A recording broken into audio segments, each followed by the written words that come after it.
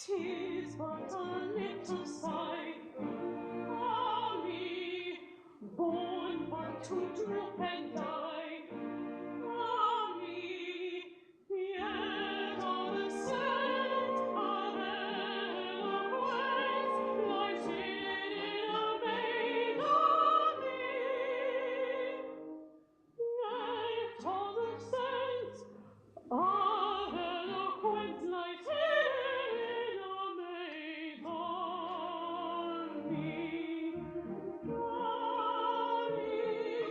Ah me, yet all the scent of eloquence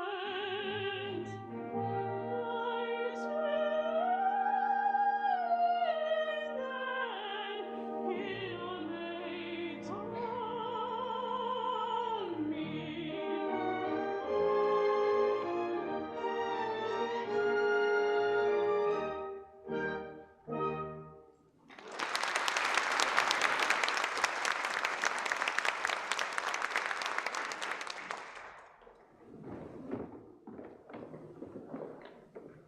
Mistress Mary.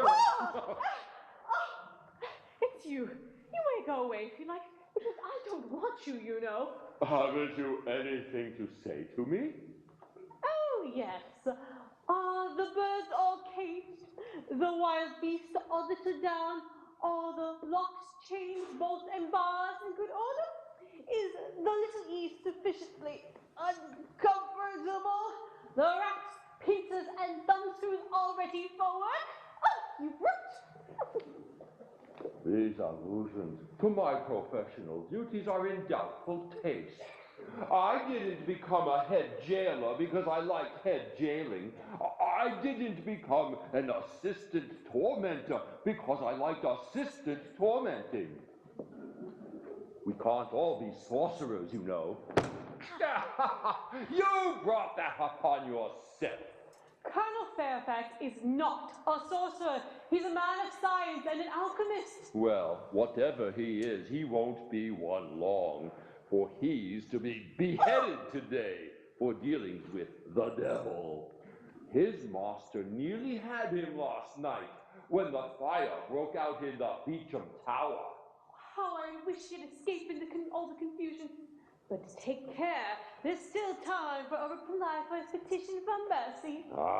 I'm content to chance that. This evening at 7:30. What? You're a cruel monster to speak so unfeelingly to the death of a young and handsome soldier. Young and handsome? How do you know he's young and handsome? Because I've seen him every day for weeks past, taking his exercise in the Beecham Tower. Curse him. There. I believe you're jealous of him. Jealous of a man I've never spoken to. Jealous of a poor soul who's to die in an hour. I am. I'm jealous of everybody and everything. I'm jealous of the very words I speak to you, because they reach your ears, and I mustn't go near them. How unjust you are. Jealous of the words you speak to me? Why, you know as well as I do that I don't even like them. You used to like them? I used to pretend that I liked them. It was mere politeness to comparative strangers. I don't believe you know what jealousy is. I don't believe you know how it eats into a man's heart and disorders his digestion and turns his interior to boiling lead. Oh, you're a heartless jade to trifle with the delicate organization of the human interior.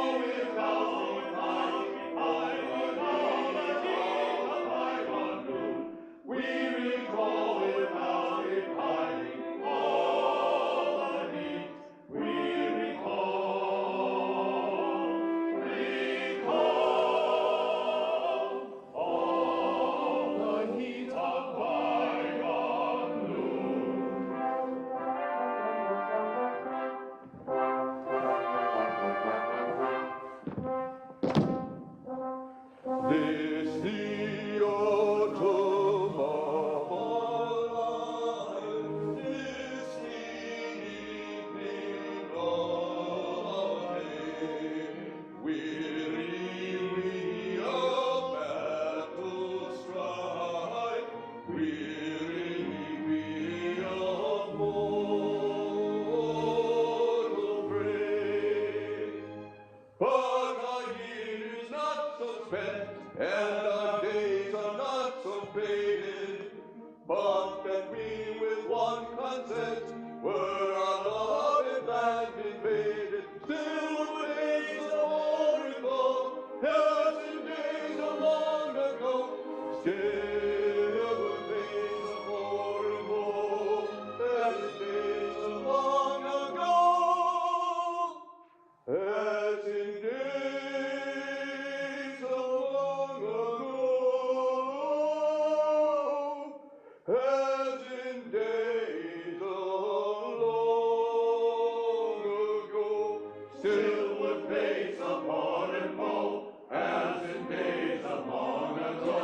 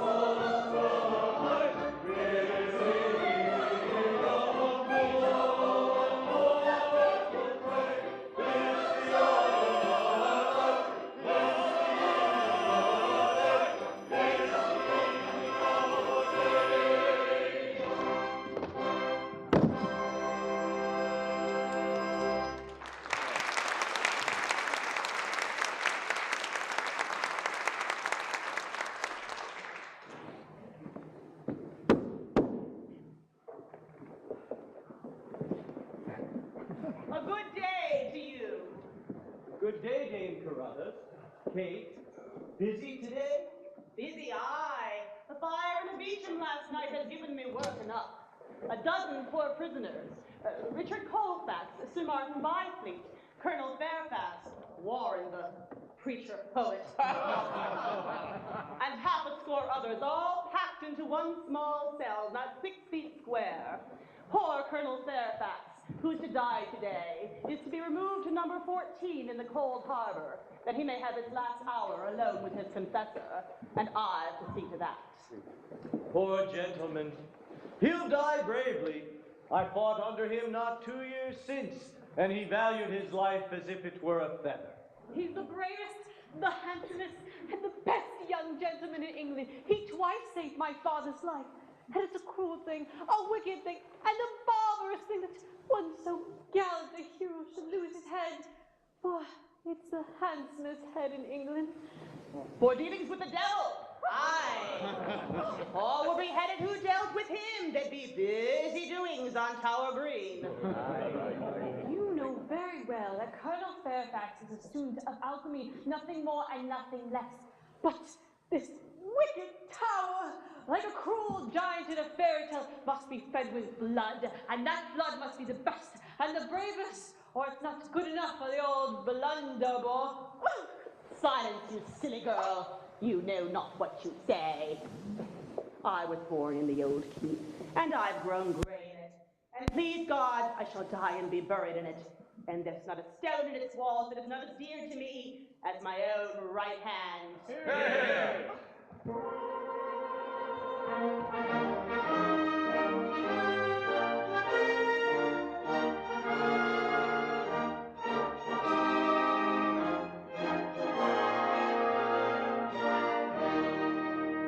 When our gallant Norman foes made our merry land their own, and the sun lights and from the conqueror was flying.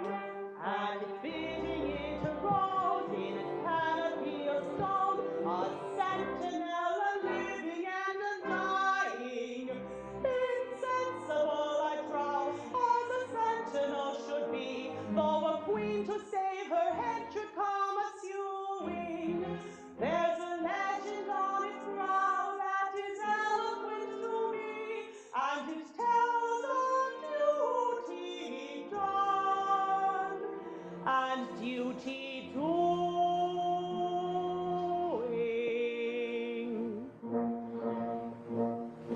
The screw may twist and the rag may turn, and man may bleed and man may burn.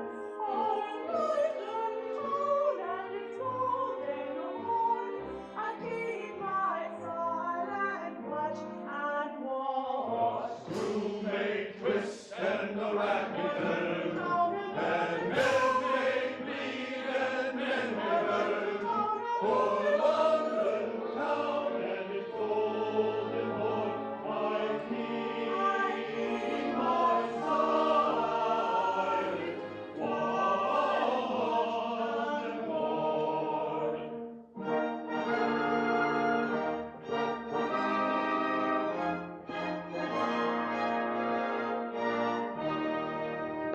Within its wall of rock, the flower of the brain have perished with the constancy unshaken. From the dungeon to the block, from the scaffold to the grave, is a journey many gallant hearts have taken. And the wicked flames may hiss from the heroes who have fought for conscience and for home in all its beauty. But the grim of fortalice takes little heed of aught that comes not in the measure of its duty.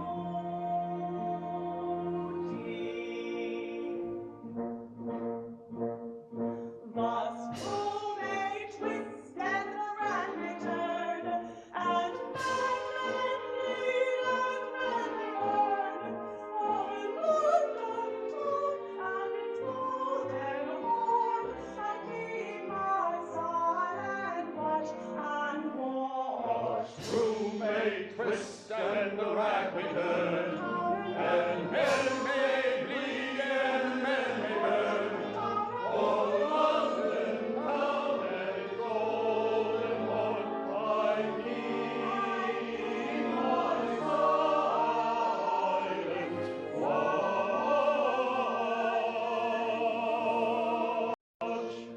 and ward.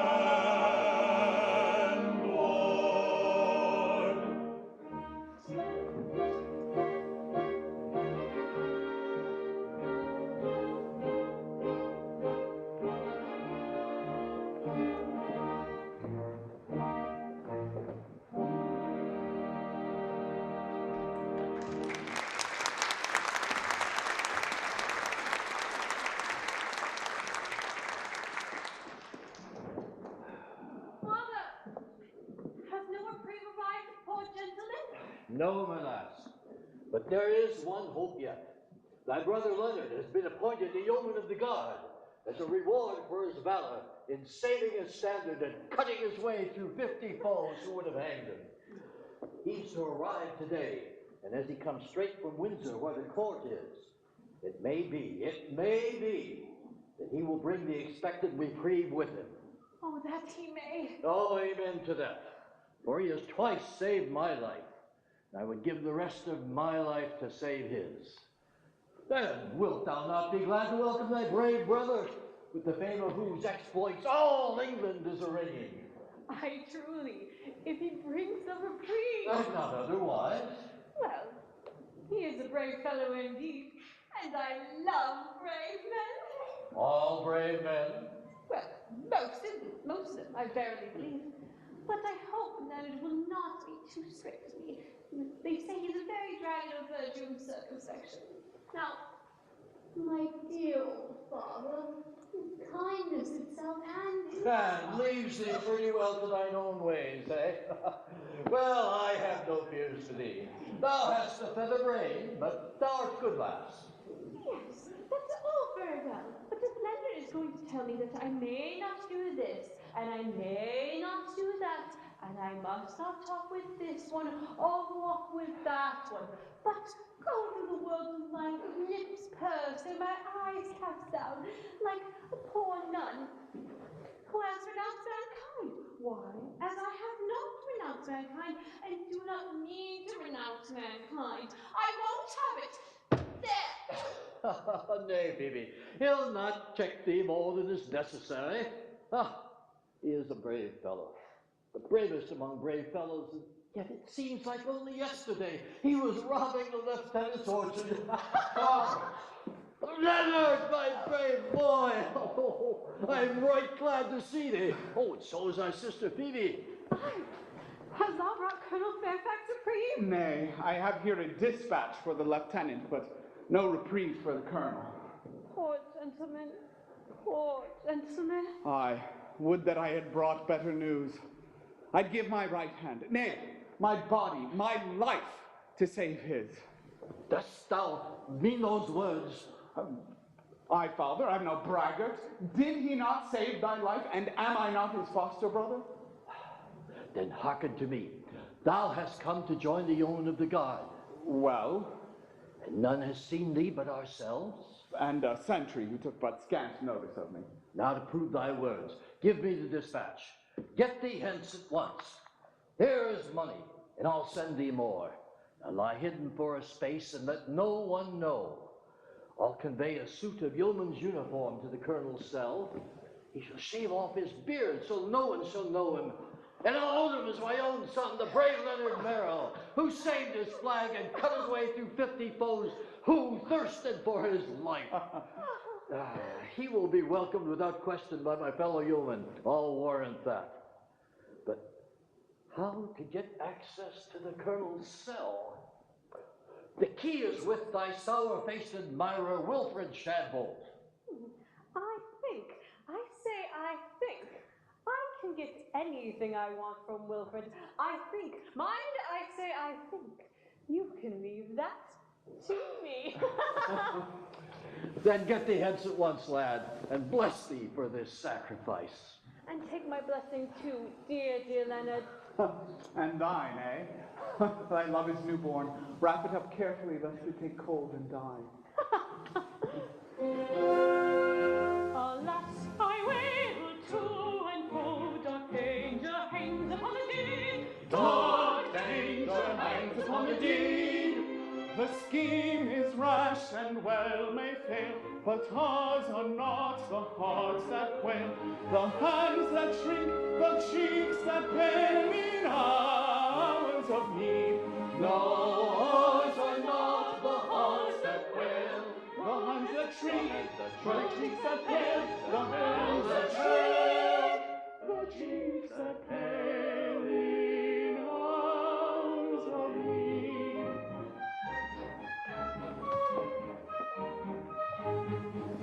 The air I breathe to him I owe, my life is his, I count it not. That life is his, so count it not. And shall I reckon risks I run, and services are to be done, to save the life of such an one. Unworthy thought, unworthy thought. And shall we reckon risks we run to save the life of such an one? Unworthy thought, unworthy thought. We may succeed, who can foretell? May heaven help our hope. May heaven help our hope. Farewell.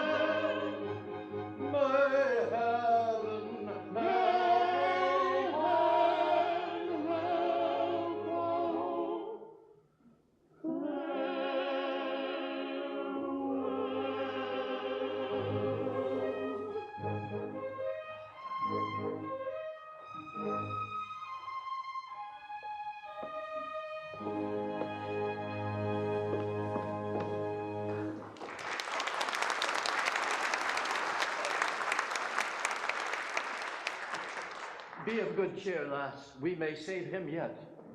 Oh, see, Father, they bring the poor condemned gentleman to the beacon tower. Oh, Father, his hour is not yet Oh, no. They lead him to the cold harbor tower to await his end in solitude. Ah, soft. The lieutenant approaches. He must not see thee weep.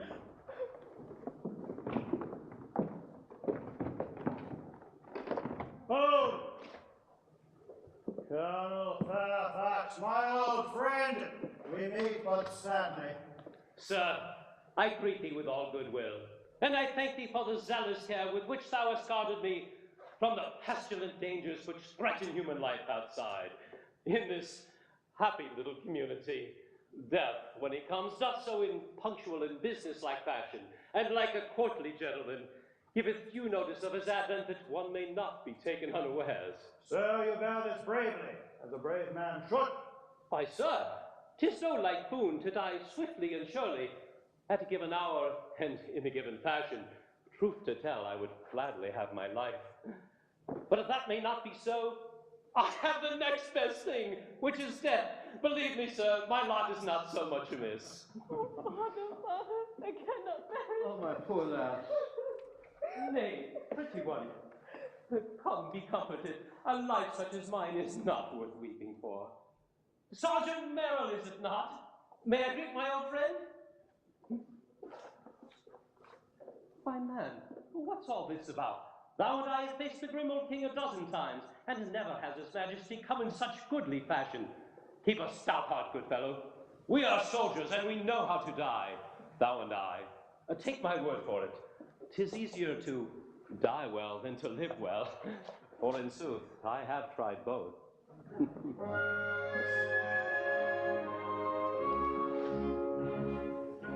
Is life a bone? If so, it must befall, that death, whene'er he call, must call too soon. Though fourscore years he give, yet one would pray to live another moon. What kind of plaint have I, who perish in July, who perish in July? I might have had to die, perchance in June. I might have had to die, perchance in June.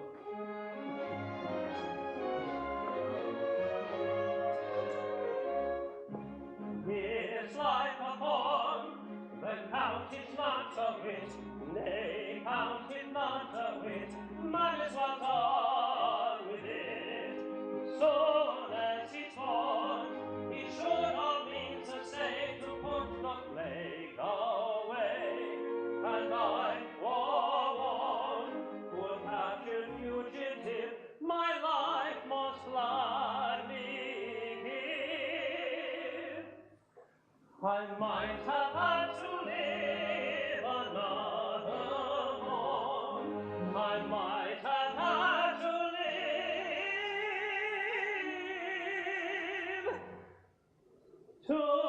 live another morn.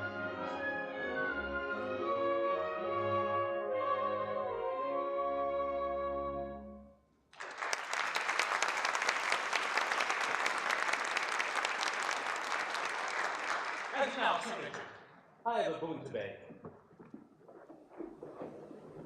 I am in the strait for no better reason than because my kinsman, Sir Clarence Falkwhistle, one of the secretaries of state, has charged me with sorcery, in order that he might succeed in my estate, which devolves to him, provided I die unmarried. Which thou wilt most surely do.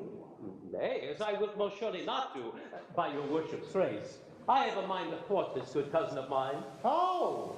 By marrying forthwith, to be sure. What, heaven and mercy, but whom wouldst thou marry?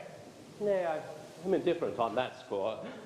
Coming death hath made of me a true and chivalrous knight, who holds all womankind in such esteem that the oldest and meanest and worst favored of them is good enough for him. And so, my good lieutenant, if thou wouldst Help a poor soldier who has but an hour to live. Find me the first that comes.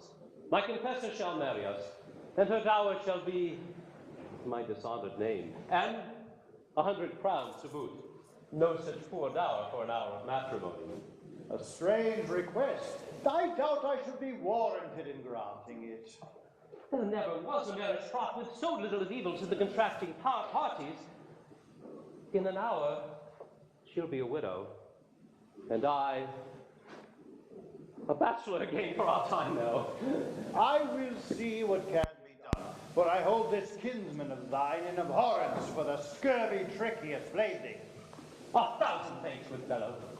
We meet again on this spot in an hour or so.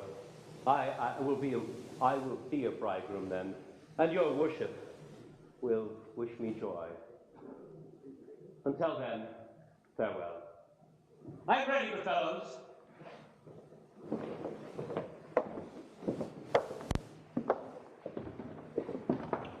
He is a brave fellow. 'Tis a pity he should die.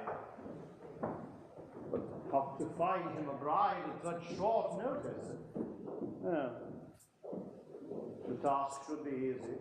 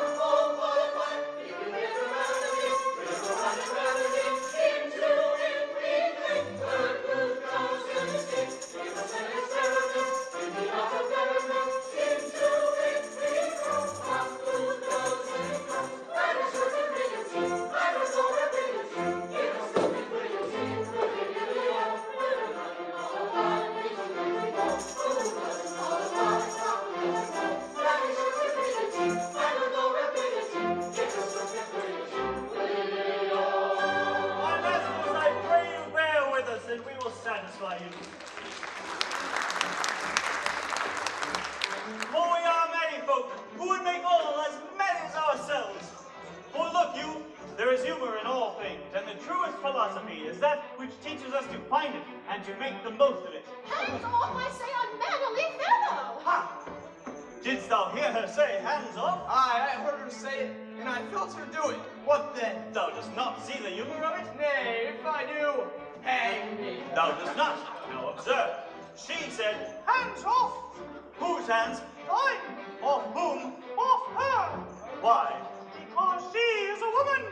Now, had she not been a woman, thine hands had not been set upon her at all. So the reason for the laying on of hands is the reason for the taking off of hands. And herein is contradiction contradicted. It is the very marriage of pro with con, and no such lopsided union neither as times go. For pro is not more unlike con than man is unlike woman. Yet men and women marry every day with none to say, oh, the pity of it. But I and fools like me. Now, wherewithal shall we please you? We can rhyme you couplet, triolet, quatrain, sonnet, rondelet, ballad, what you will. Or we can dance you saraband, gondolet, carol, pimpernel, or jumping joe. Let us give them the singing farce of the merry man and his maid. Therein is song and dance too.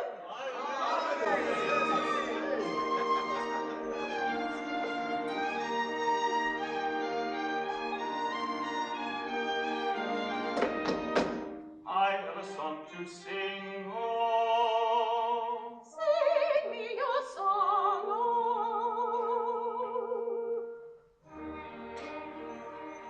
It is sung to the moon by a lovelorn moon who fled from the mocking throng. Oh, it's the song of a merry man moping mum, whose soul was sad and whose glance was glum, who sipped no sup and who craved no crumb as he sighed for the love of a lady.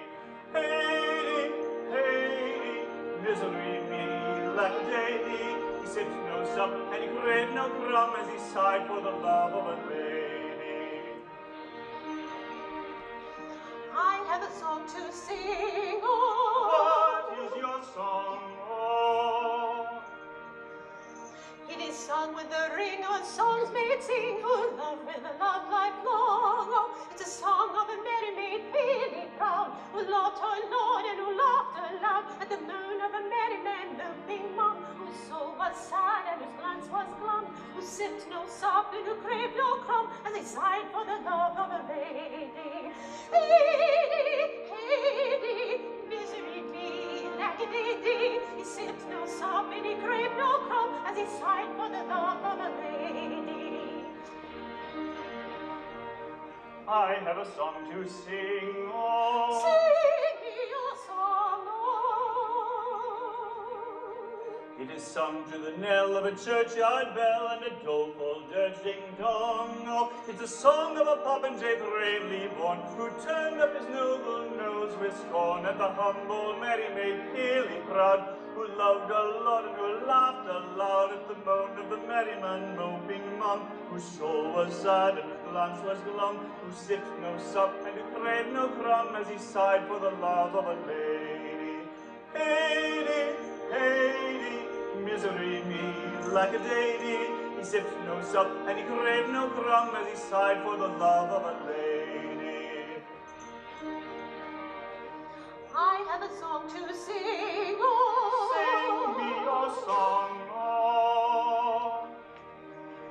It is sung with a sigh and a tear in the eye, for it tells of a right and wrong. Oh, it's a song of a merry maid once so gay, who turned on her heels and tripped away from the peacock popinjay bravely born, who turned up his noble nose with scorn at the humble heart that he did not prize. She begged on her knees with downcast eyes for the love of a merry man looping mum, whose soul was sad and whose glance was glum, who sipped no sop and who craved no crumb, as he sighed for the love of a lady.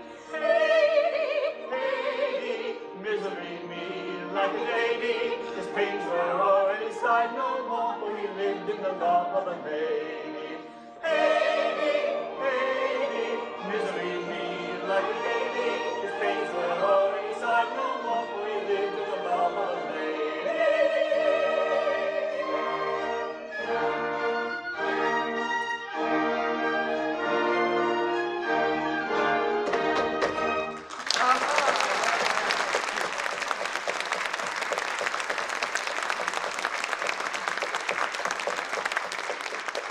Well sung and well danced. A kiss for that, pretty maid. Aye, kiss around. beware, I am armed. Back, sirs, back. This is going too far. Thou dost not see the humor of it, eh? There's humor in all things, even in this. What is this pother? Sir, we sang to these folk, and they would have repaid us with gross courtesy, but for your honor's coming. Away with ye! Clear the rabble.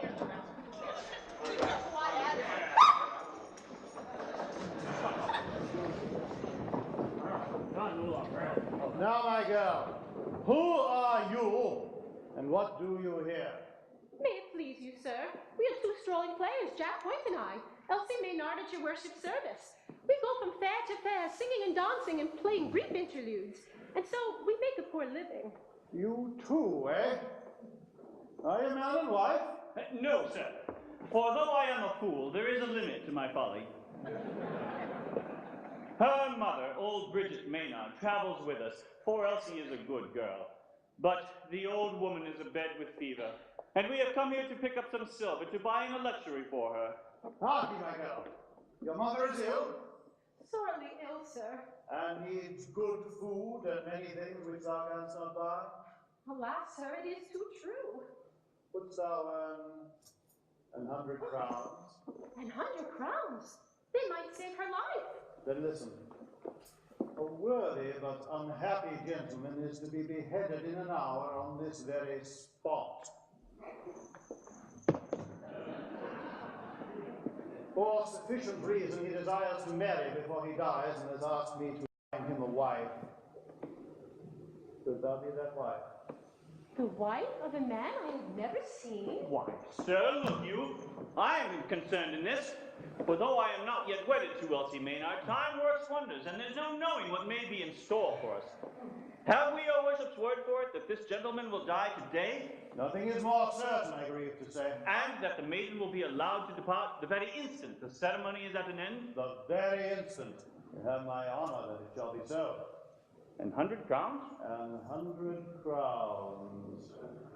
For my part, I consent. It is for Elsie to speak.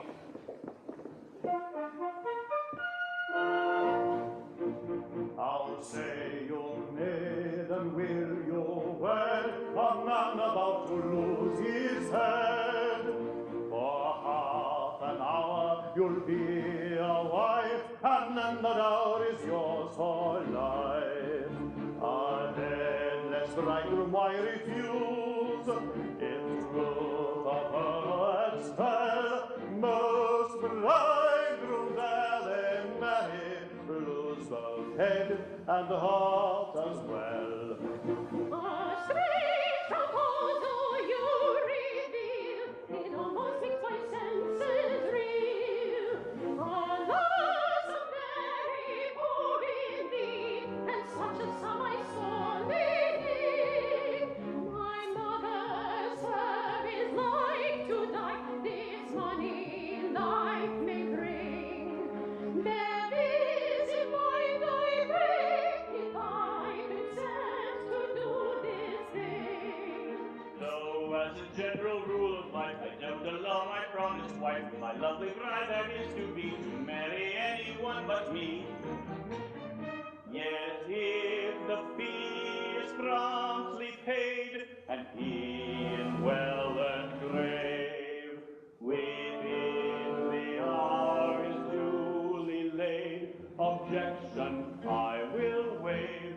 Yes, objection I will waive. Objection will be great intended, to someone devastation, no prosecution splendid, or falling where we view you, ever hears into you, ever hears into you, ever hears into you.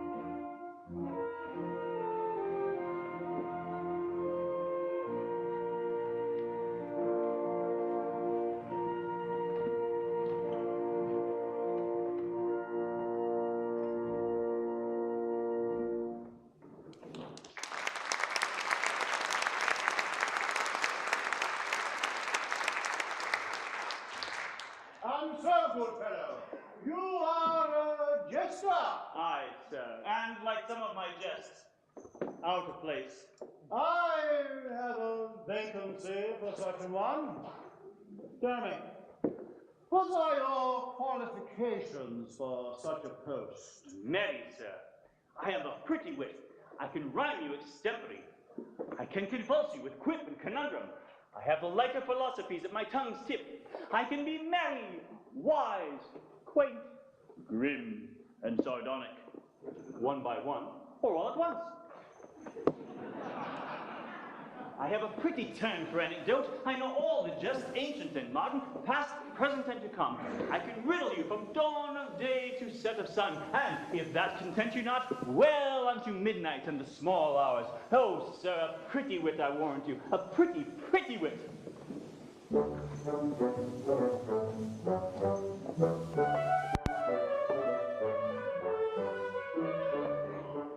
I jibe and joke, and quip and crank, for lowly folk, and men of rank.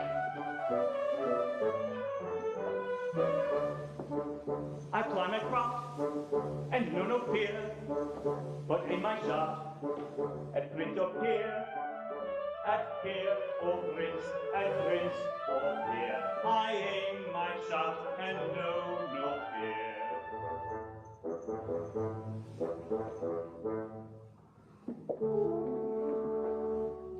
I've risen from the east and from the west, that's subject to no academic rule.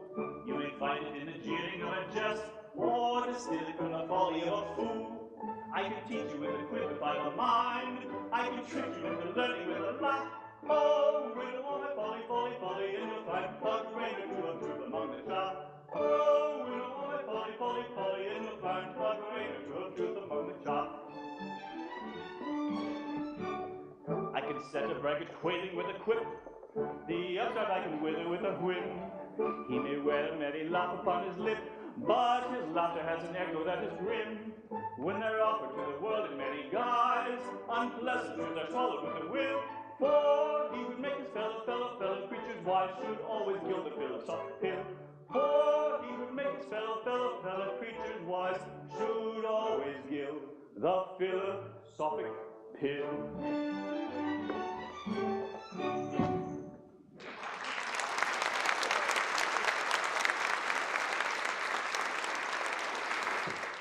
And how came you to leave your last employ? Why, sir, it was in this wise. My lord was the Archbishop of Canterbury, and it was considered that one of my jokes was unsuited to his grace's family circle. In truth, I ventured to ask a poor riddle, sir, wherein lay the difference between his grace and poor Jack Point. His grace was pleased to give it up, sir, and thereupon I told him that, whereas his grace was paid 10,000 a year for being good, poor Jack Point was good for nothing. It was but a harmless jest, but it offended his grace, who whipped me and set me in the stocks for a skirl road, and so we parted. I had as lief not take post again with the dignified clergy. But I trust you are very careful not to give offense. I have daughters. Sir, my jokes are most carefully selected, and anything objectionable is expunged. If your honor pleases, I will try them first on your honor's chaplain. Can you give me an example? Suppose I had sat me down hurriedly on something sharp. Sir, I should say that you had sat down on the spur of the moment. Don't think much of that. That's the best you can do. It has always been much admired, sir, but we will try again. Well then, I am at dinner, and the joint of meat is but half cooked. Why then, sir, I should say that what is underdone cannot be helped. I see. I think that sort of thing would be somewhat irritating. Oh, at first, sir, perhaps, but use is everything, and you would come in time to like it. Suppose I had caught you kissing the kitchen wench under my very nose. Under her very nose, good sir, not under yours. That was where I would kiss her. Oh, sir, pretty whip. But the maiden comes. Follow me, friend, and we shall discuss this matter at length in my library. I am your worship's servant. That is to say, I trust I soon shall be. But before proceeding to a more serious topic, can you tell me, sir, why a cook's brain pan is like an overwound clock? Oh, a truce to this fooling. Follow me. Just my luck. My best conundrum. Wasted!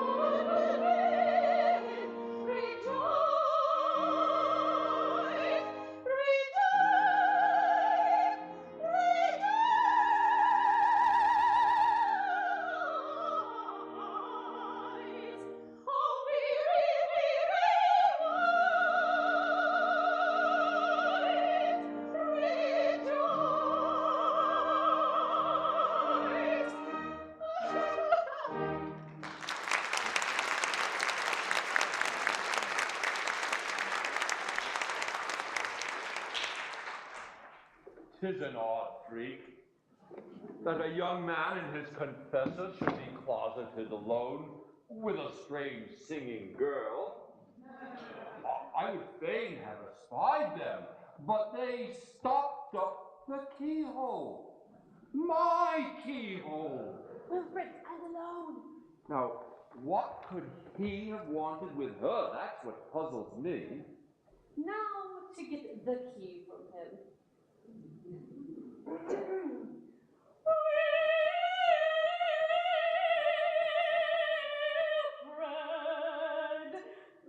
Has no reprieve arrived? None.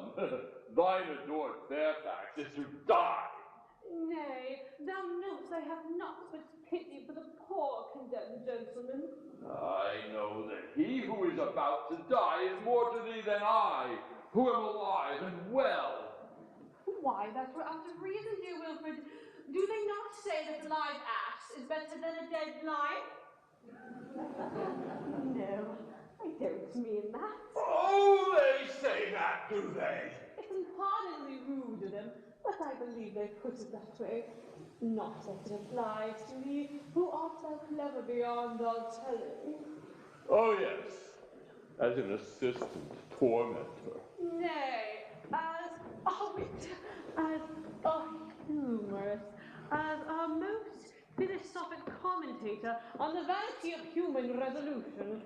Truly, I have seen great resolution give way under my persuasive methods. In the nice regulation of a thumbscrew, in the 100th part of a single revolution, lieth all the difference between stony silence and a torrent of impulsive unbosoming that the pen can scarcely follow.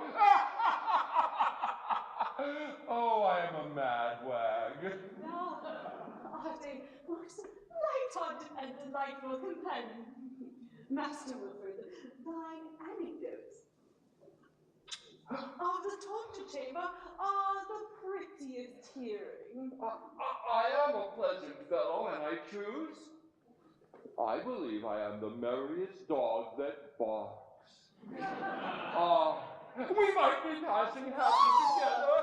I do not know. For thou wouldst make a most tender and loving wife. To one whom I really loved. For there's a wealth of love within this little heart, saving up for, I wonder whom. Now, of all the world of men, I wonder whom. To think, he who I am to wed is now alive and somewhere, perhaps far away, perhaps close at hand, and I know him not.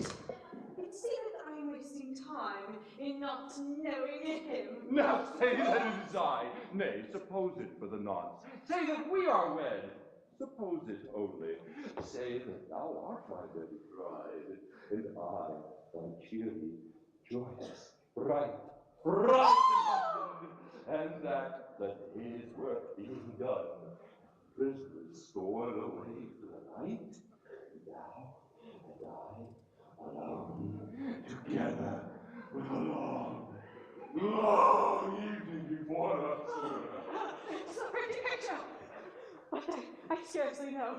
Would come so unexpectedly. And yet, were I thy bride. Wert thou my bride? Oh, how I would love thee. Were I thy bride, then all the world beside thee, not too wide to hold my wealth of love.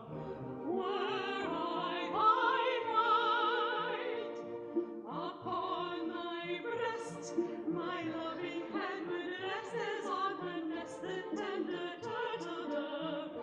Were I thy bride, this heart of mine would be one heart with thine, and in that shrine of happiness would dwell. Were I thy bride, and all day long I like to be a song of grief, of wrong,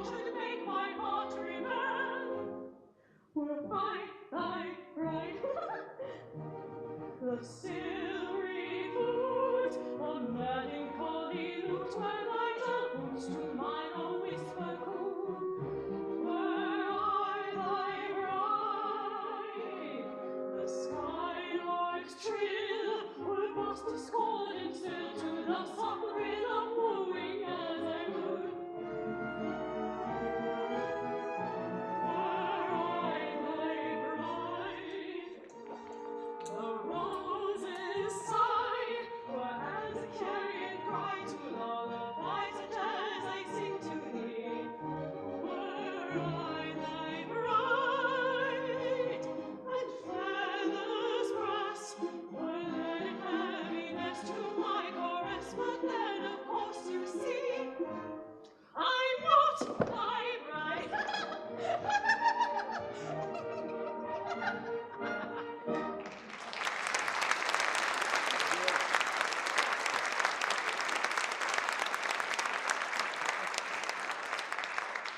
No, thou art not. Not yet. But, Lord, how she wooed! I should be no mean judge of wooing, seeing that I have been more hotly wooed than most men. I have been wooed by maid, widow, and wife. I have been wooed boldly, timidly, tearfully, shyly, by direct assault, by suggestion, by implication, by inference, and by innuendo. But this wooing is not of the common order. It is the wooing of one who needs must woo me if she die for it.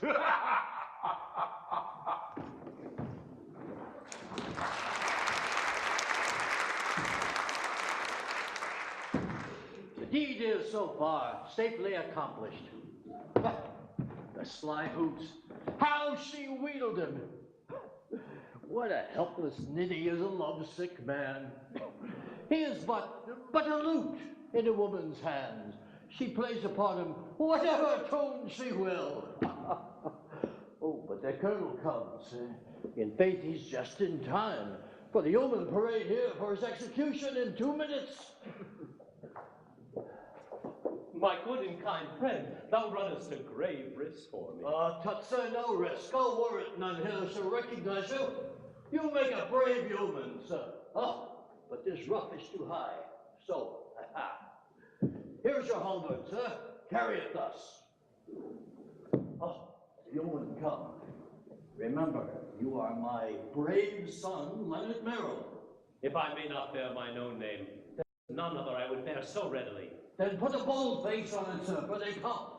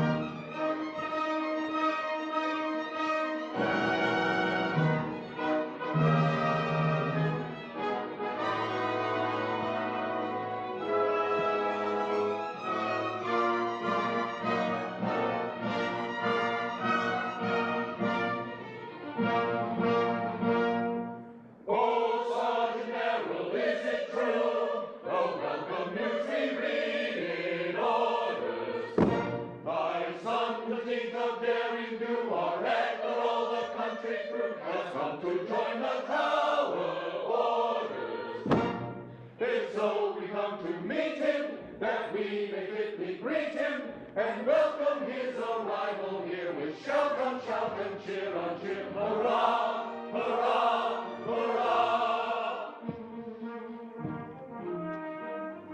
In tower waters, nursed in war's alarms, suck cold and gunpowder, and weed on glory.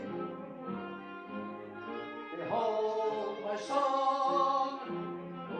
all subduing arms, have formed the theme of many a song and story.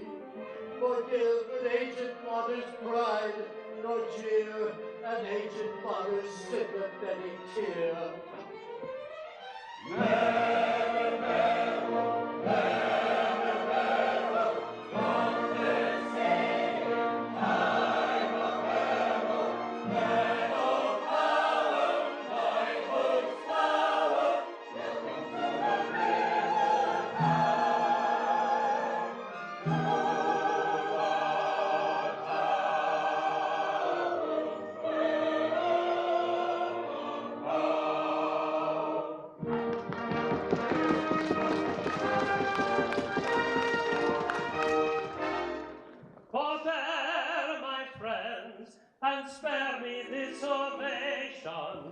I have sworn claim to such consideration. The tales that of my prowess are narrated have been prodigiously exaggerated.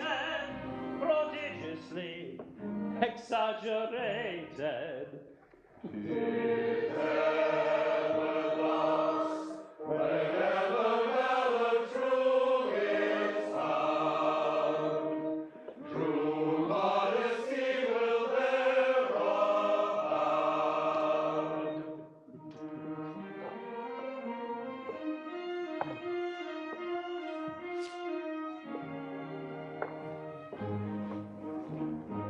Didst thou not, O Leonard, Merrill, standard lost in last campaign? Rescue it at every peril, let it safely back again. Leonard, Merrill, at his peril, let it safely back again. Didst thou not, when prisoner taken, and depart from all escape, raise with gallant heart unshaken, dead and most drop all in shame? Leonard, Merrill, face his peril, dead and most all in shame. Truly I was to be pitied, having but an hour to live. I reluctantly submitted, I had no alternative. All the tales that are narrated of my deeds of daring do have been much exaggerated, very much exaggerated. Scarce a word of them is true. Scarce a word of them is true. They are not exaggerated, not at all exaggerated, could not be exaggerated. Scarce a word of them is true.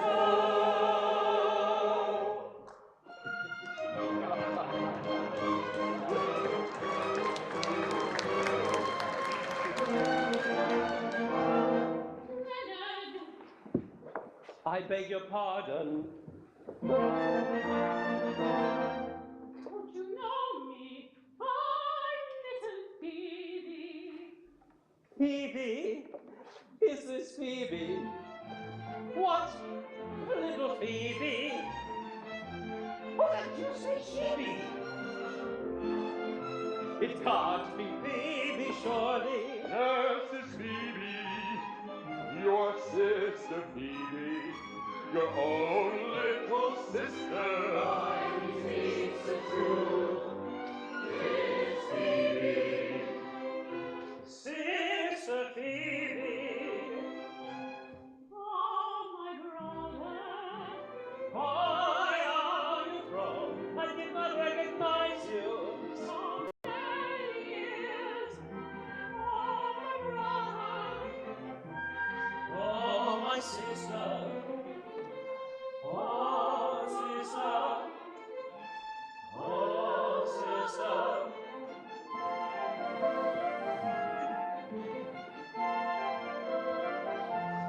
I hug him, girl.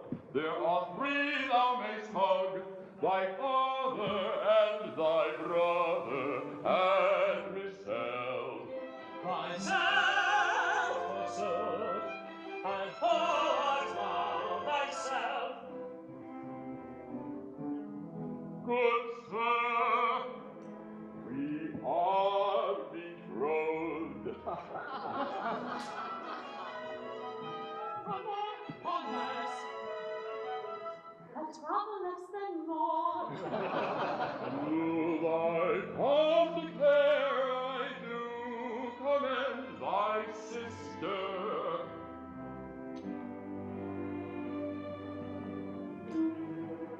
Be to her an ever watchful guardian, eagle-eyed, and when she feels, as sometimes she does feel, disposed to indiscriminate caress, be thou at hand to take those favors from her. Be thou at hand to take those favors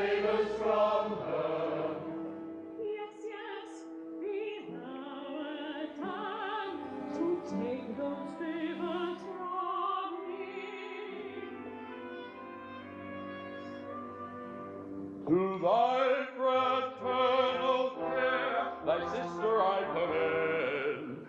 From every lurking snare, thy lovely charms defend. And to achieve this end, O grant, I pray, this boon. O grant this boon.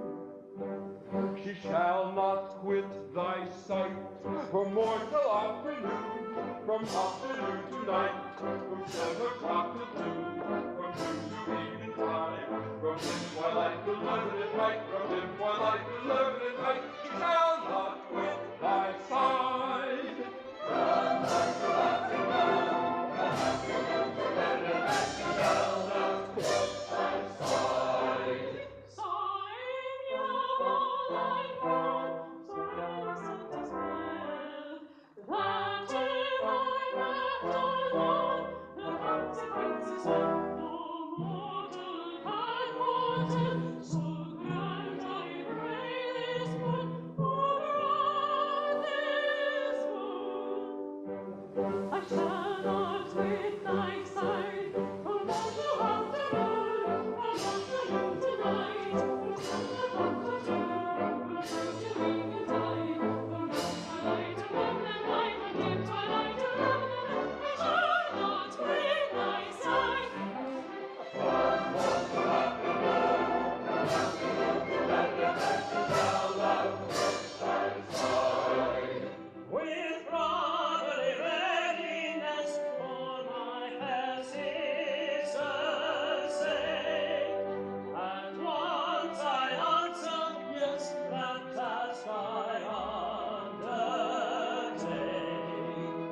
My word I never break, I freely grant that boon, and I'll repeat my plight from morn to afternoon, from afternoon to night, from 7 o'clock to 2, from 2 to evening meal, from dim twilight to 11 at night, from dim twilight to 11 at night, the compact I will see. From afternoon to 11 at night, she freely grants that boon.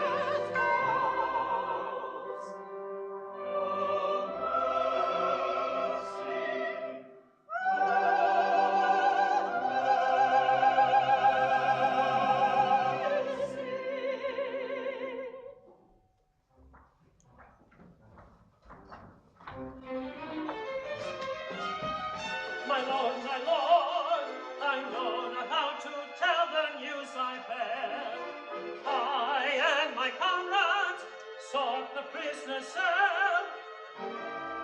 He is not there. He is not there. This on the prisoner's cell. He is not there. As I sought for the prisoner, we saw the cell in duty bound. The double gratings open were the prisoner. It's all we found beyond the eye, beyond the here. The man we sought with anxious care has vanished into empty air. The man we sought with anxious care has vanished into empty air.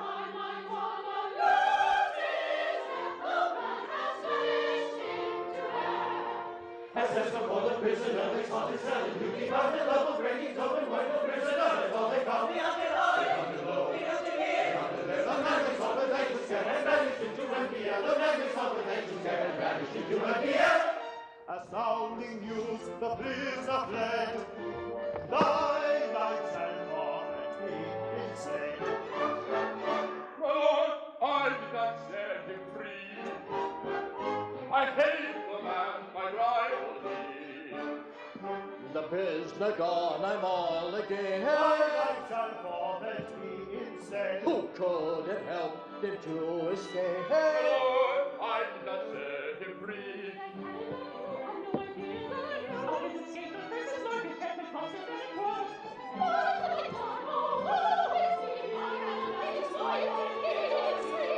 Oh, woe is you, your anguish sick. Oh, woe is me, I rather think. Oh, woe is me, I rather think. This woe is me, I rather think. What every time you are is right, and I am left alone bereft. This woe is me, I rather think. This woe is me, I rather think. This woe is me, I rather think.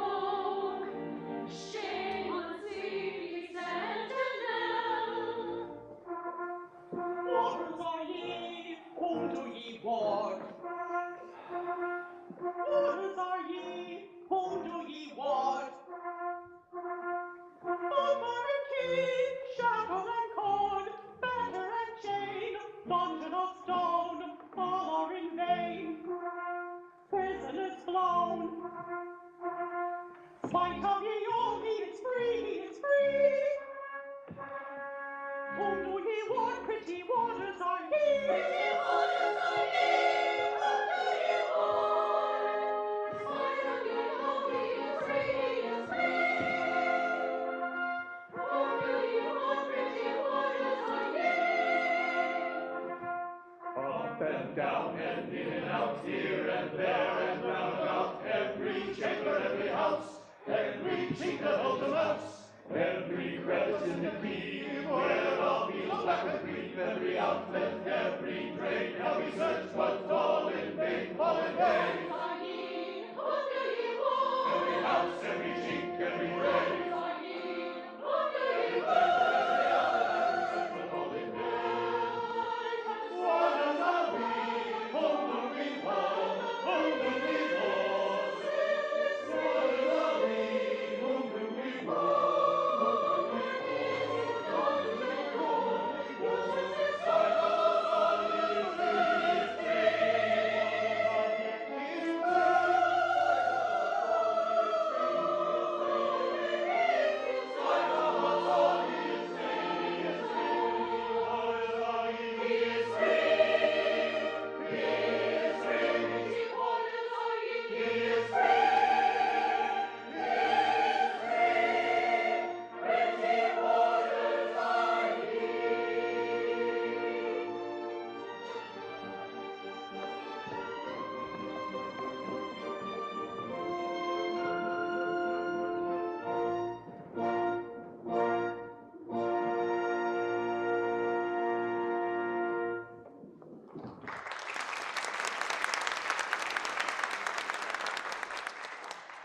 The Merry Jests of Hugh Ambrose, number 7863. The Poor Wit and the Rich Counselor. A certain poor wit, being an hunger, did meet a well-fed counselor. Merry fool, quoth the counselor, whither away? In truth, said the poor wag, in that I have eaten naught these 2 days, I do wither away, and that right rapidly. The counselor laughed hugely and gave him a sausage. The counselor was easier to please than my new master, the lieutenant. I would like to take post under that counselor. Oh, 'tis but melancholy mummy when poor, heartbroken, jilted Jack Point must needs turn to Hugh Ambrose for original light humor. Ah, Master Point. Friend jailer, jailer that was, jailer that never shall be more, jailer that jailed not, or that jailed, if jail he did, so unjailily that 'twas but jerry jailing, or jailing in joke, though no joke to him who by unjailer like jailing did so jeopardize his jailership. Come, take heart, smile, laugh, wink, twinkle, thou tormentor that tormentest none, thou rackest not, thou pincher out of place. Come, take heart and be merry as I am. As I am. Ah, 'tis well for thee to laugh. Thou hast a good post, and hast cause to be merry. Cause? Have we not all cause? Is not the world a big butt of humor into which all who will may drive a gimlet? See, I am a salaried wit, and is there aught in nature anything more ridiculous? A man who's dull and heartbroken and must needs be merry or he will be whipped, who must rejoice lest he starve, who must jest you, jibe you, quip you, crank you, rap you, riddle you from hour to hour, from day to day, from year to year, lest he dwindle, perish, starve, pine, and die. Why, when there's naught else to laugh at, I laugh at myself till I ache for it. Yet I have often thought that a jester's calling would suit me to a hair. Thee? Would suit thee, thou death's head and crossbones? Aye, I have a pretty wit, a light, airy, joysome wit, spiced with anecdotes of prison cells and the torture chamber. Oh, a very delicate wit! I have tried it out on many a prisoner, and there have been some who smiled. Now, it is not easy to make a prisoner smile, and it should not be difficult to be a good jester, seeing that thou art one. Difficult? Nothing easier, nothing easier. Attend, and I will prove it to thee.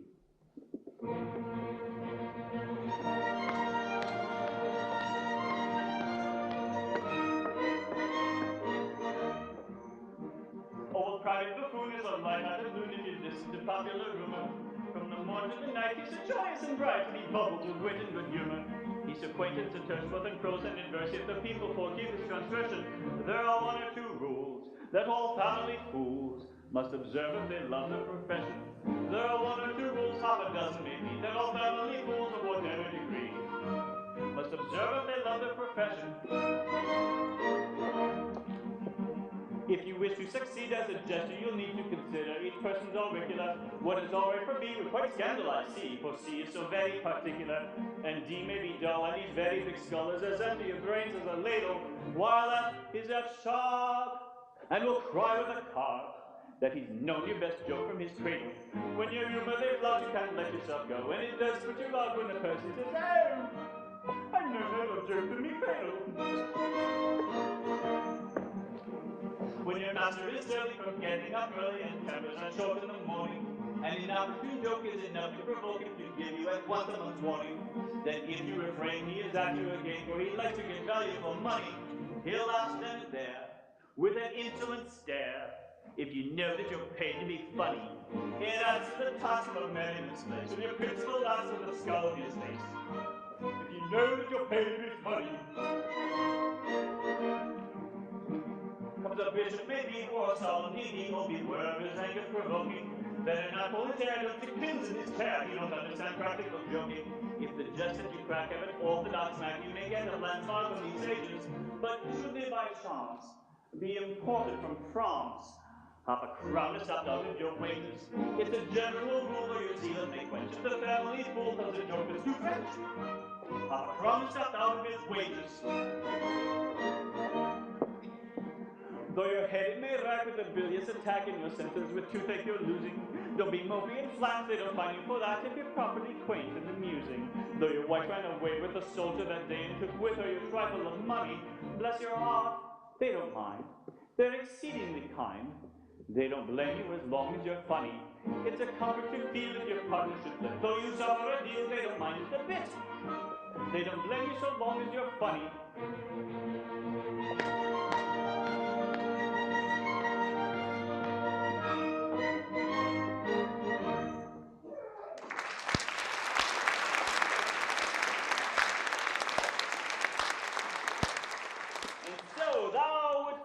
Jester, eh? Aye.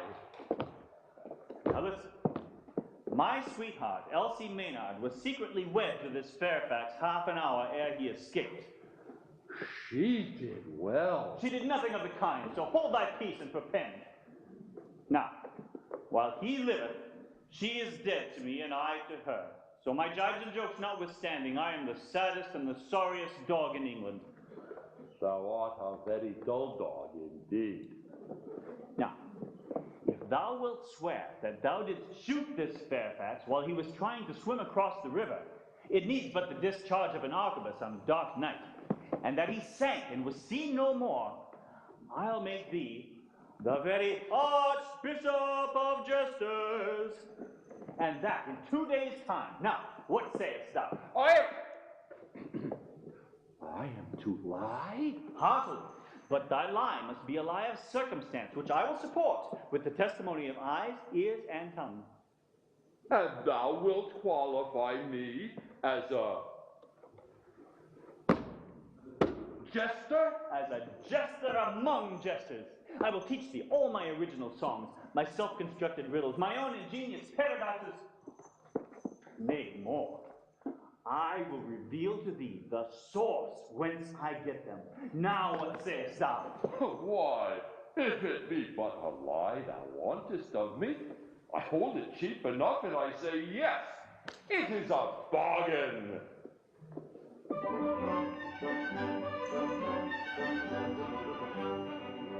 Hereupon we both agree, all that we do agree to will secure by solemn deed to prevent all their mental. You and Elsie, I call with a story grim and gory. Now this Fairfax, I know, I declare to, you're to swear to. I do swear to, I declare to, I do swear to, I declare to, I do swear to, you swear to, I do swear to. Tell a cock and bull, all the days in detail full. Tale to man us and defend us, what a tale of heart and bull.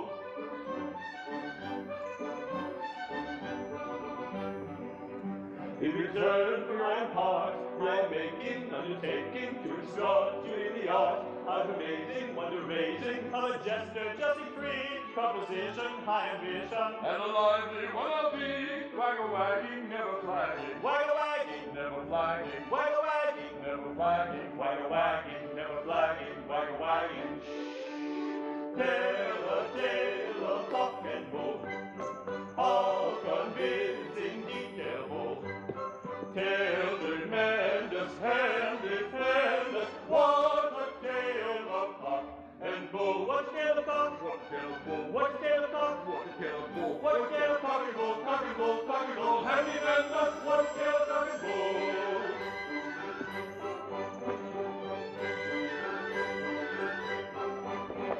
Hey! What a tale of cock and bull.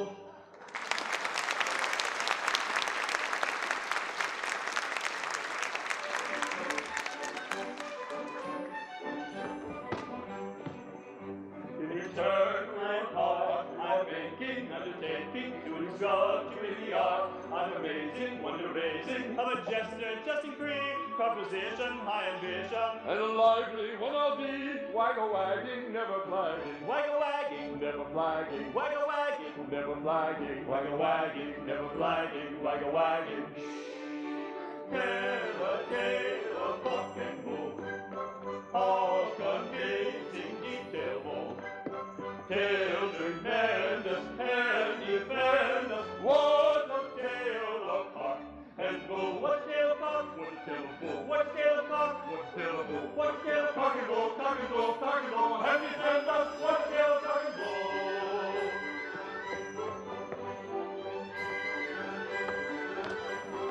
Hey! What a tale of cock and bull.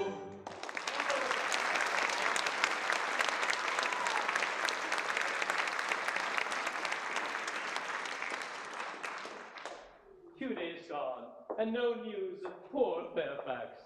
The dolts, they seek him everywhere, save within a dozen yards of his dungeon.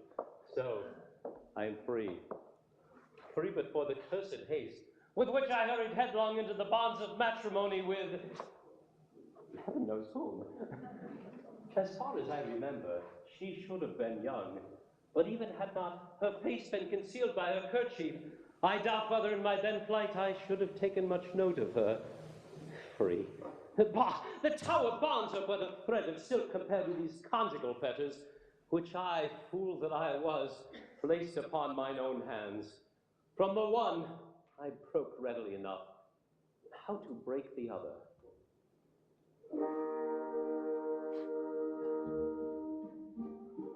Free from his fetters grim, free to depart,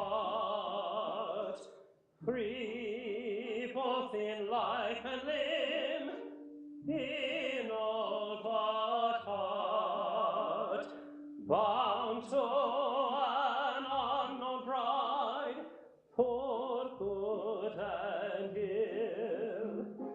Ah, is not one so tied, a prisoner still, a prisoner still. Ah, is not one so tied, a prisoner still.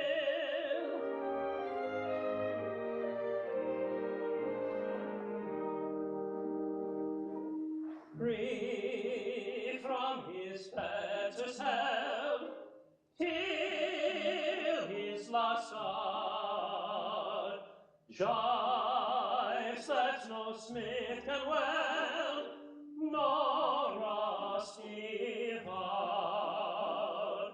Although monarch's hand had set him free, although the captive band the saddest he, the saddest he, although the captive band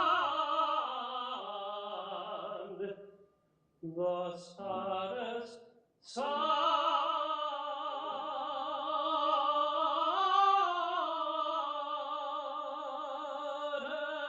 he.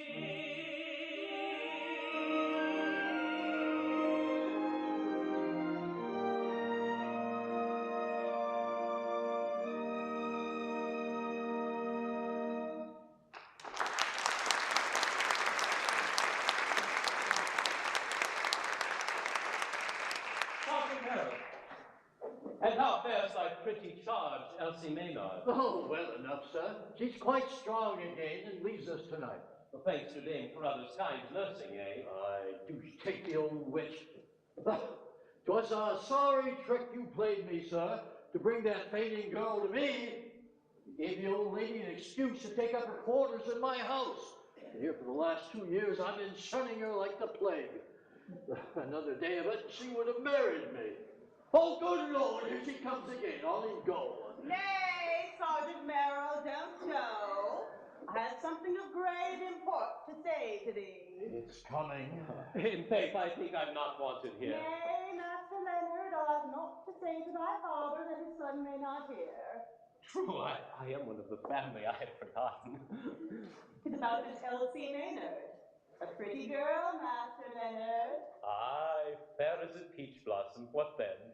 She hath a liking for thee, or I mistake not. With all my heart. She's as dainty a little maid as you'll find on a midsummer day's march. Then be warned in time, and give not thy heart to her. Oh, I know what it is to give my heart to one who will have none of it. Why, she knows all about that. And why should my boy either? She's a good girl, Dame Carruthers. Good enough for aught I know, but she's no girl. She's a married woman. A married woman, tush, old lady. She's promised to Jack Point, the lieutenant's new jester. Touching thy teeth, old man. As my niece Kate sat by her bedside today, Miss Elsie slept. And as she slept, she moaned and groaned and turned this way and that way, and how should I marry one I have never seen? Quoth she. Then, 100 crowns, quoth she. Then, is it certain he will die in an hour? Quoth she. Then, I love him not, and yet I am his wife. Quoth she. Is it not so, Kate? Aye, aunt, 'tis even so. And thou art sure of all this? Aye, sir, for I wrote it all down on my tablet. Now mark my words, of this Fairfax she spake, and he is her husband, or I'll swallow my kirtle. Is this true, sir? True? Why, the girl is raving. Why should she marry a man who has but an hour to live? Marry? There be those who would marry but for a minute rather than die old maids. Aye, I know one of those.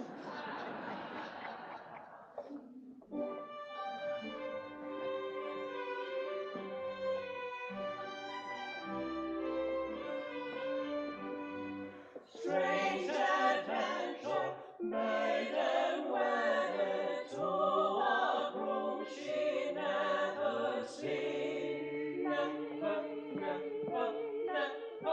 seen. Groom about to be beheaded.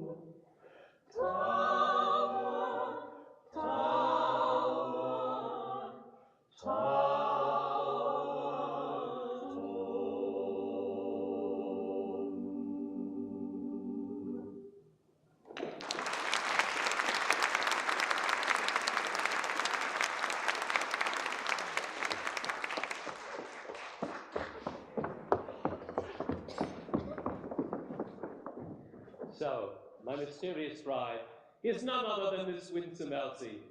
Upon my hand, I might have fared worse with my eyes open. But here she comes. Now to test her principles. 'Tis not every husband who has a chance of wooing his own wife. Mistress Elsie, Master Leonard. so thou leavest us tonight. Yes, Master Leonard, I have been kindly tended, and I almost fear I'm loth to go. And this Fairfax, wast thou glad when he escaped? Why, truly, Master Leonard, it is a sad thing that a young and gallant gentleman should die in the very fullness of his life. Then when thou didst faint in my arms, it was for joy at his safety. Well, it may be so, but I was highly wrought, Master Leonard, and I am but a girl, so when I'm highly wrought, I faint. Now dost thou know that I am consumed with a parlous jealousy? Thou? And of whom? Why, of this Fairfax, surely. Of Colonel Fairfax? I. Shall I be frank with thee?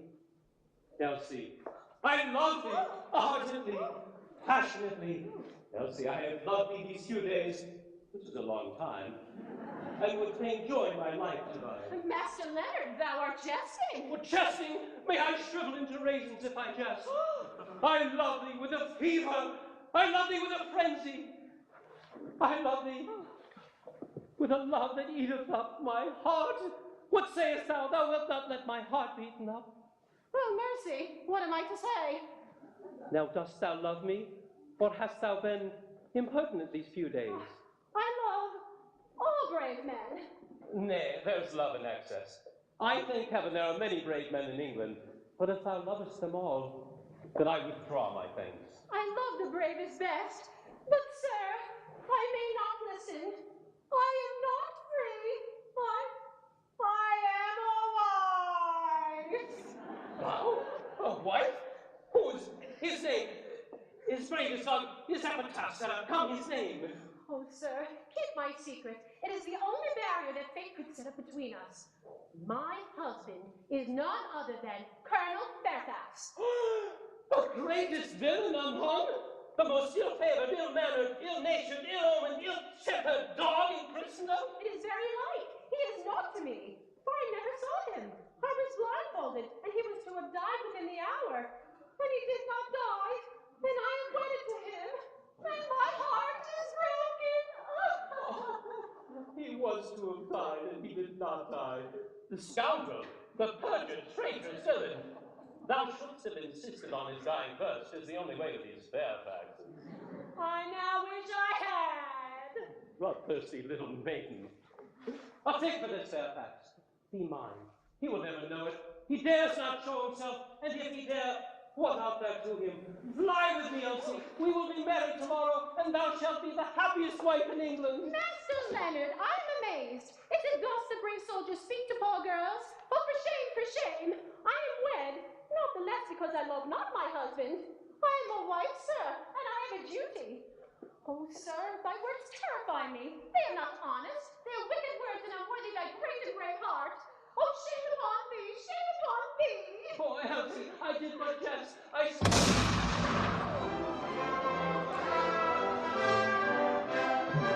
Hark, what was that, sir? Why, an arquebus fired from the war, unless I much mistake. Strange, and at such an hour, what can it mean?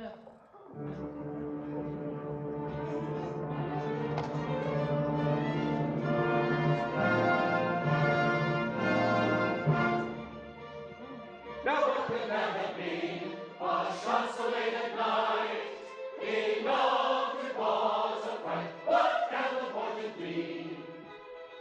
Our coming in the land is London to be read. We're going to expect what danger is at hand. What danger is at hand? Oh, fire that shot, at once the truth declare. My lord, was I who rashly judged forbear? My lord, 'twas he who rashly judged forbear.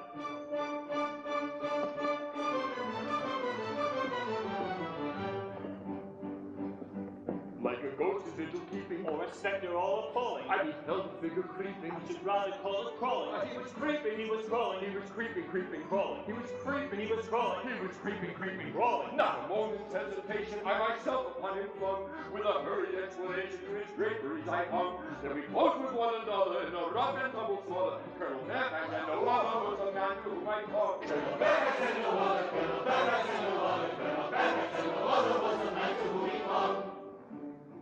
After mighty tug and tussle, it resembled more a struggle. Be by dint of stronger muscle, or by some infernal juggle. From my clutches quickly sliding, I should rather call it slipping. With a view, no doubt, of hiding, or escaping to the shipping. With a gasp and with a quiver, I describe it as a shiver. Down he dived into the river, and alas, I cannot swim. It's enough to make one shiver with a gasp and with a quiver. Down he dived into the river, it was very great of him. Ingenuity is hatching with the view making of pleasing arquebusiers and besnatching. I should rather call it seizing. With an ounce or two of lead, I dispatch him through the head. With an ounce or two of lead, he dispatched him through the head. I discharged it without winking. Little time I lost in thinking. Like a stone I saw him sinking. I should say a lump of lead. Discharged it without winking. Little time he lost in thinking. Like a stone I saw him sinking. I should say a lump of lead. Like a stone to what I said. Like a heavy lump of lead. Like a stone to what I said. Like a heavy lump of lead. Anyhow the man is dead, whether stone or lump of lead. Anyhow the man is dead, whether stone or lump of lead. Arquebusiers every seizing with the view is king of pleasing. Arquebusiers every seizing with the view is king of pleasing. When he shot him through the head, and he's very, very dead. And his man is very little, whether stone or lump of lead. He is very, very certain that he's very, very dead. Stone. Lead. The river must be dragged, no time be lost. The body must be found at any cost. To this attend without undue delay. So stand to work with what dispatch ye may. Yes, yes, we'll stand to work with what dispatch we may.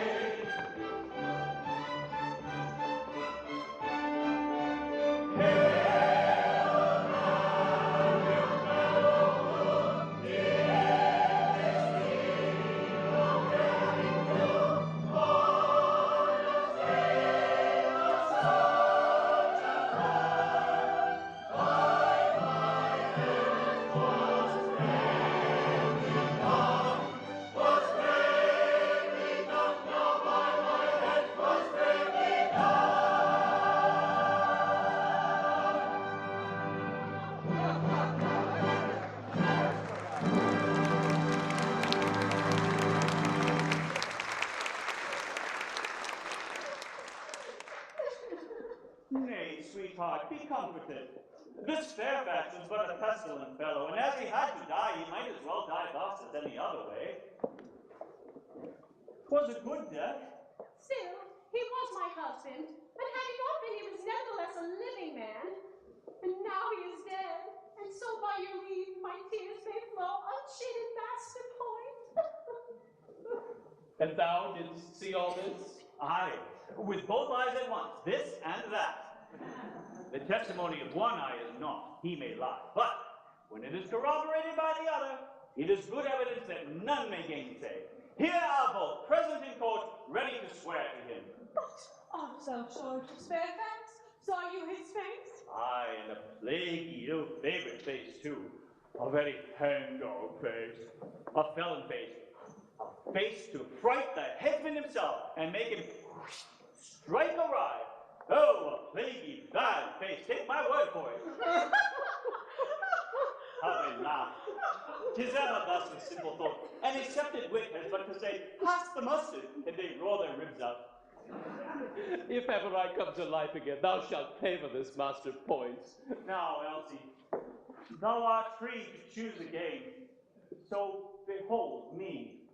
I am young and well favored. I have a pretty wit. I can jest you, jibe you, cook you, crank you, rap you. Thou knowest not how to woo. 'Tis not to be done with time-worn jests and threadbare sophistries, with quips, conundrums, rhymes, and paradoxes. 'Tis an art in itself, and must be studied gravely and conscientiously.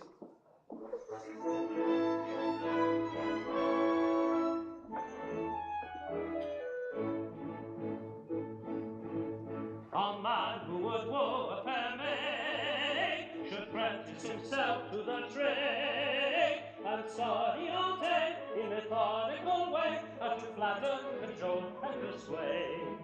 He should apprentice himself at 14, and practice from morning to evening. And when he's of age, if he will or engage, he may capture the heart of a queen, the heart of a queen. It is purely a matter of skill, which all may attain if they will. But every jack he must study the knack if he wants to make sure of his skill, if he wants to make sure of his skill.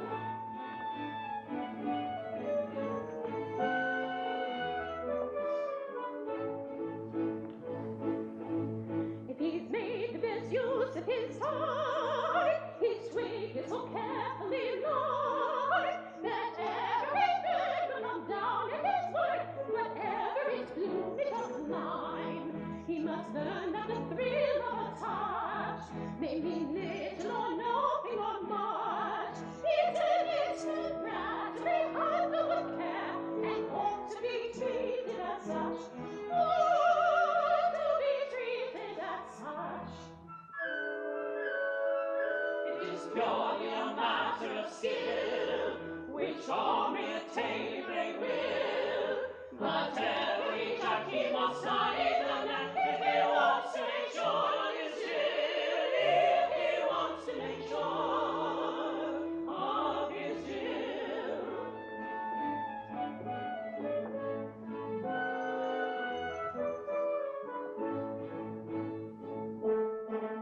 And lads may be timid or free, it will vary in mighty degree, when an impudent step or a look of despair, and no maid without pity can see. The glance of despair is no bite, it may have a ridiculous sight, it may draw you a tear, or a box on the ear. You can never be sure till you try. Never be sure till you try. It is purely a matter of skill, which all may attain if they will. But every jack he must study the knack if he wants to make sure of his skill, if he wants to make sure of his skill.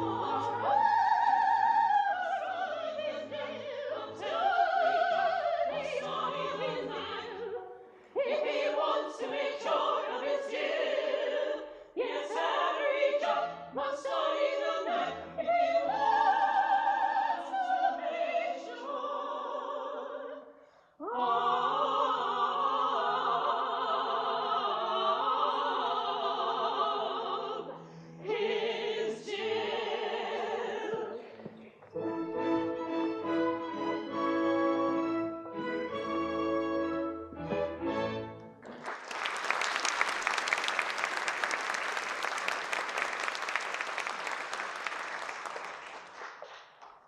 Now listen to me. Now listen to me! 'Tis some loss. Mistress Elsie, there is one here who, as thou knowest, loves thee right well. That he does, right well. He is but a man of poor estate, but he hath a loving, honest heart. And if thou wilt be his wife, thou shalt lie curled up in his heart like a little squirrel in its nest. 'Tis a pretty figure. A maggot in a nut lies closer. But a squirrel will do. He knows that thou wast a wife, an unloved and unloving wife, and his poor heart was near to breaking. But now that thine unloving husband is dead, and thou art free, he would fain pray that thou wouldst hearken unto him, and give him hope that thou wouldst one day be his. He presses a hand and whispers in her ear, "Odds Barkins, what does this mean?" And now, sweetheart, tell me, wilt thou be this poor good fellow's wife? It's the good brave man. Is he a brave man? So men say. That's not true, but let it pass. If the brave man will be content with a poor, penniless, untaught maid, Widow, but let that pass. then I will be his true and loving wife. But not with my heart of hearts. My own dear love! Why, what's all this? Brother, it is not seemly. Oh, I can't let that pass. Hold, enough, Master Leonard. An advocate should have his fee, but methinks thou art overpaying thyself. Nay, that is for Elsie to say. I promised thee I would show thee how to woo. And herein lies the proof of the virtue of my teaching. Go thou, and show it elsewhere.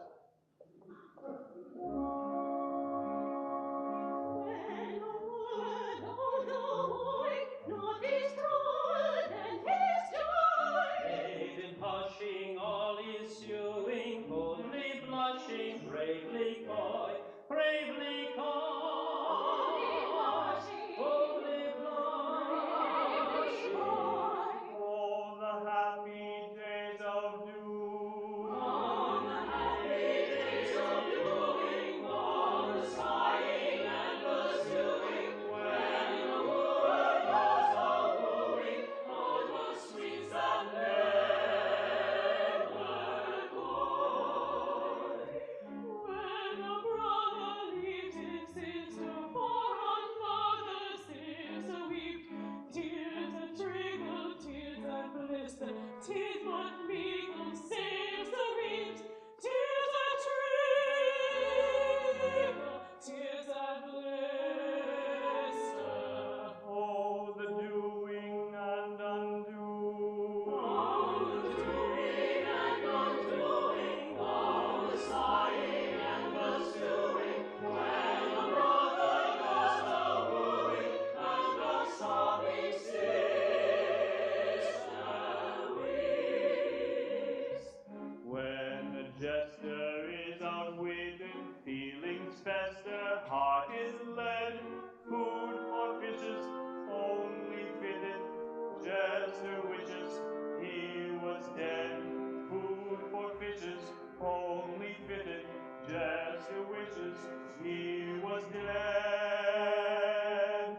All the doing and undoing, all the sighing and the stewing, when the jester goes a-wooing, and he wishes he was dead.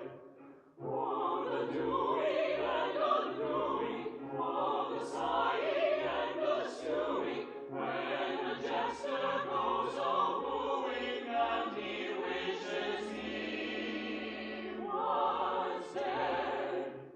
He wishes he was dead.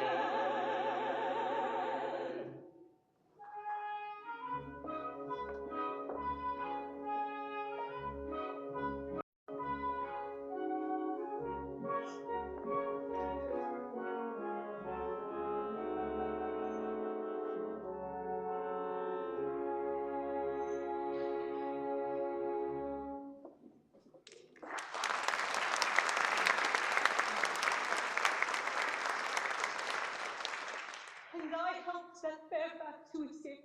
And I've kept the secret and pretended I was his dearly loving sister. I've done everything I could to make folk believe I was his loving sister. And this is his gratitude. Before I pretend to be sister to anybody again, I'll turn none. And to be sister to everybody, one as much as another. In tears, eh? What a plague art thou grizzling for now? Why, am I grizzling? Thou hast often wept for jealousy. Well, 'tis for jealousy I weep for now. I, yellow, beast, godless jealousy, shall make the most of that, Master Wilfred. But I have never given thee cause for jealousy. The lieutenant's cookmaid and I are but the merest gossips. Jealous of me? Bah! I'm jealous of no craven cock on a hill who crows about what he do and he dared. I'm jealous of another and better man than thou. Set that down, Master Wilfred. And he is to marry Elsie Maynard, the little pale fool. Set that down, Master Wilfred. My heart is well nigh broken. There, thou hast it all. Make the most of it.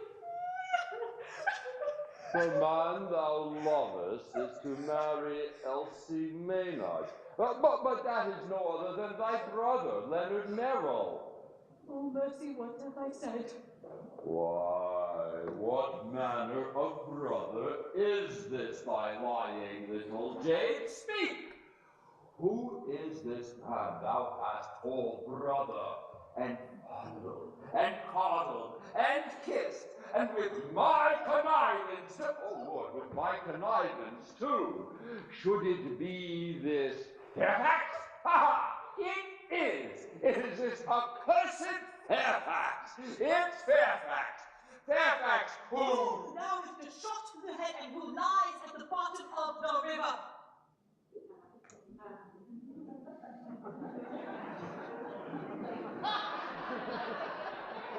I may have been mistaken. We are but fallible mortals, the best of us. But I'll make sure. I'll make sure. Say, one word. I think it cannot be Fairfax. Mind, I say I think. Because thou hast slain Fairfax. And whether he be Fairfax or no Fairfax, he is to marry Elsie. And as thou hast shot him through the head, and he is dead. Be content with that, and I will be thy wife. Is that sure? Ah, sure enough. There's no help for it. Woo! Thou art a very brute. But even brutes must marry, I suppose. My beloved. Phoebe, rejoice, for I bring glad tidings. Colonel Fairfax's reprieve is signed 2 days since, but it was foully and maliciously kept back by Secretary Poltwhistle, whose designed that it should arrive after the colonel's death. But it hath just come to hand, and is now in the lieutenant's possession. The colonel is free. Oh, kiss me, kiss me, kiss me, kiss me. Oh, Mom, death of my life, art thou mad?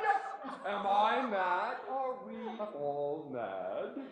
Oh, my dear, I am well nigh crazy. Come away from him, thou hussy, thou jade, thou kissing, clinging cockatrice, and as for thee, the devil take thee. I'll rip thee like a herring for this. I'll cleave thee to the chine. I'll skin thee. Phoebe, who is this man? Peaceful, he is my brother. Another brother? Are there any more of them? Produce them all at once and let me know the worst.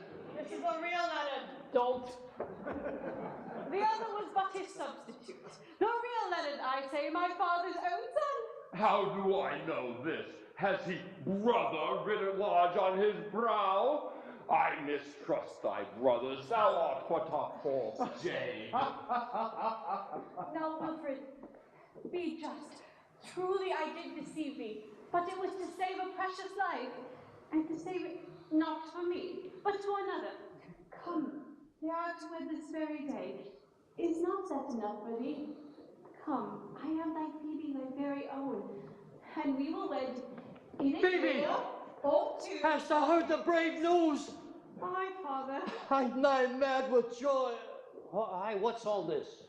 Oh, father, he's discovered the secret of my folly, and the price of his silence is... Phoebe's heart. Oh, dear, no. Phoebe's hand. It's the same thing. Is it? Oh!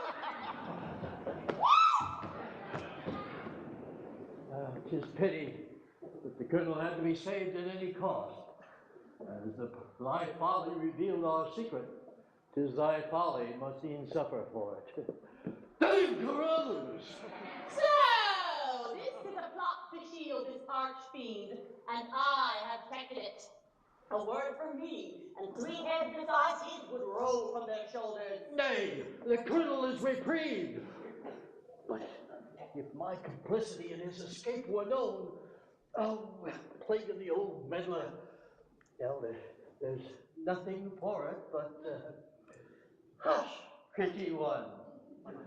Such bloodthirsty words, you'll become those cherry lips. Why, looky, Chuck. I've thought to myself for these many months, I've thought, there must be some snug love saved up in that middle-aged bosom for someone. And it might as well be me. That's me. So why not take heart and tell her, thee, that thou, me, lovest her, thee, and I'm just a miserable old man, and there I've done it. And that's me. But not a word about Fairfax. The price of thy silence is... Meryl's heart. Oh, no. Meryl's hand. It's the same thing. Is it?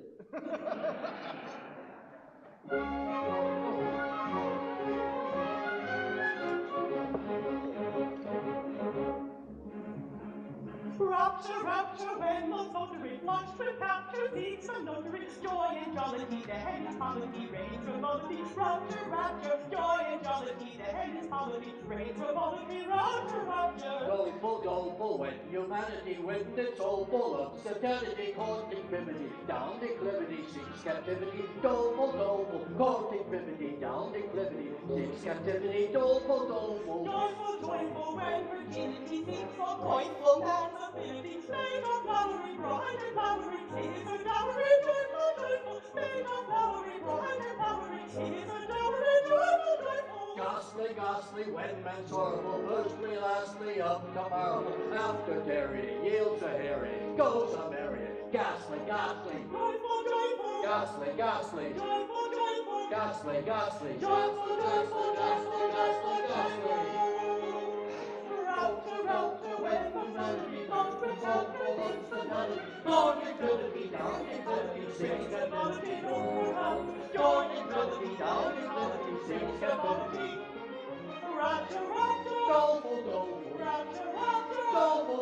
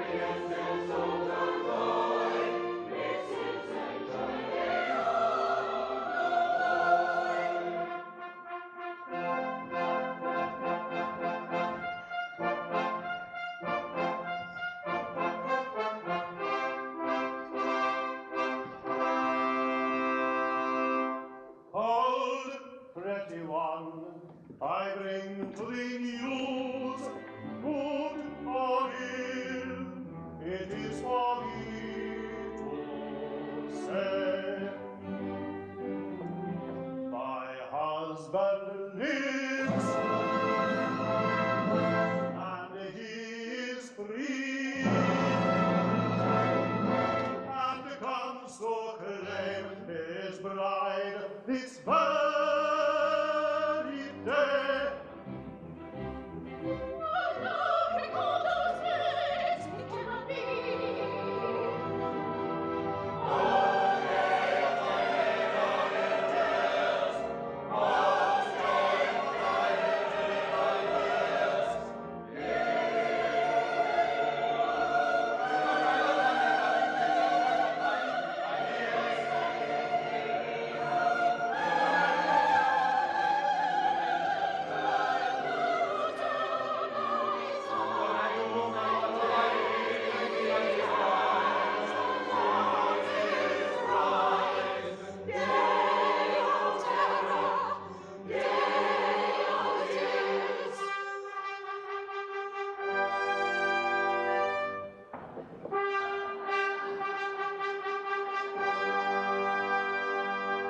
All thought of Leonard Merrill set aside.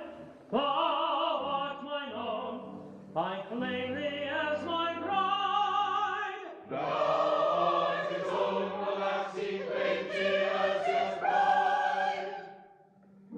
Ah, submit at thy feet I fall, thine heart will yield to pity's call.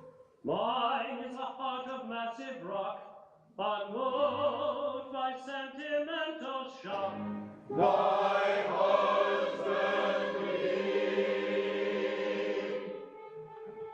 Leonard, my love, would come to be a very handsome man. But though they take me far from thee, my heart is thy prey. My bruised heart, my broken heart, is thine, my own is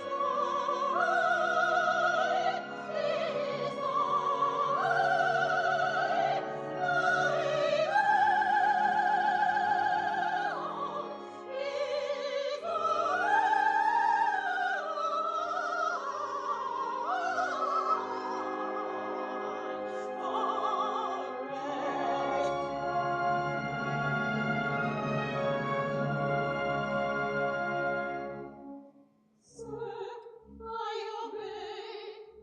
I am thy bride, but as a fatal life and say that makes me in thy power, would I had died. Sir, I obey. I am thy bride.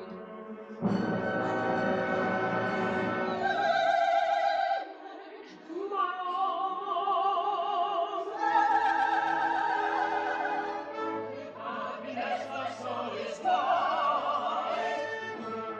This is a joy day of my life. Yes, yes, with happiness their souls are joined. This is the joy day of the Lord. With happiness their souls are joined. This is the joy day of the Lord. The joy day of the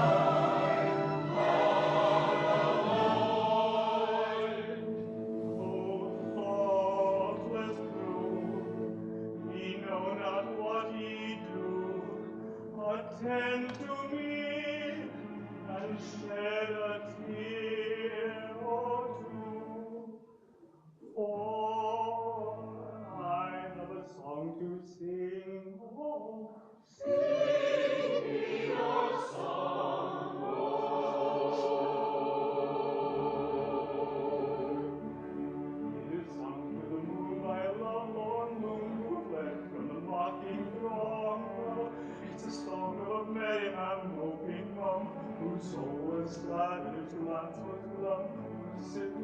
up and pray